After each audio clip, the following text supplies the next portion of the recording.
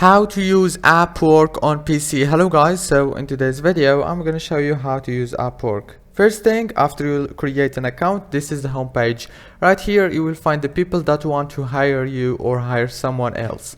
Here you will find many jobs, and here on this little list you can filter the jobs by the category. For example, design, and like this, and you will find, as you can see, more than 600 jobs.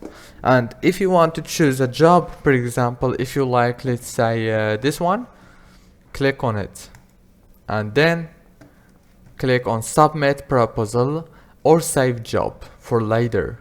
If you want to save it, you will find it right here and find work, save jobs. And yeah, it's actually so easy to use.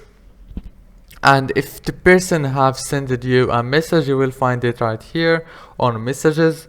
And yeah, don't forget to like and subscribe, and thank you for watching this video until the very end. See you later.